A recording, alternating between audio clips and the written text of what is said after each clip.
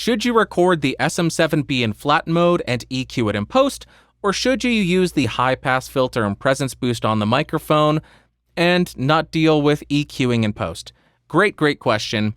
My approach is almost always to record in flat mode and then EQ in post. The reason being, I think that most built-in high-pass filters are a bit too aggressive. They don't fit my voice. They make my voice thinner than it ought to be.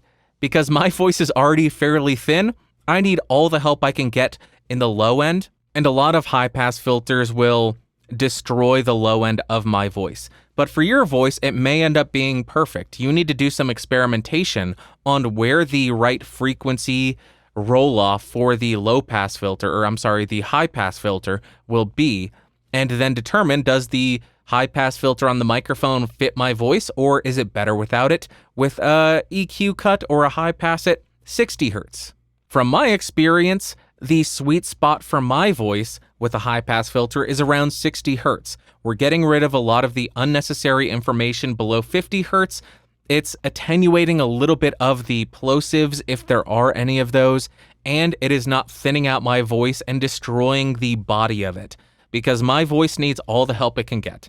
Another reason to consider not using the built-in high-pass filter is when the 80 Hz high-pass filter is engaged, or 300 Hz high-pass filter, whatever it is on the 7B, a lot of that information is gone. It's not in the recording, and if you want to add those frequencies back in, you're not going to be able to. So it would be more beneficial to leave it neutral and then roll off the frequencies that you want in post, as opposed to removing those frequencies before you even hit record, making it nearly impossible to get those frequencies back in post if you determine that you ultimately need them.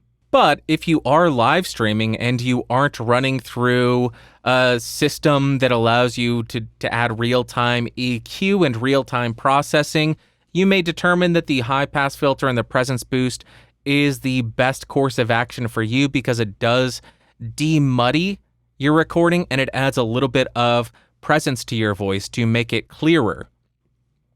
That may be the route that you have to go if you're live streaming, but for recording, I almost always opt for leaving it neutral, processing in post. That's what I do with the U67, that's what I do with the U87, that's what I do with the SM7B, that's what I do with almost every single microphone that I have.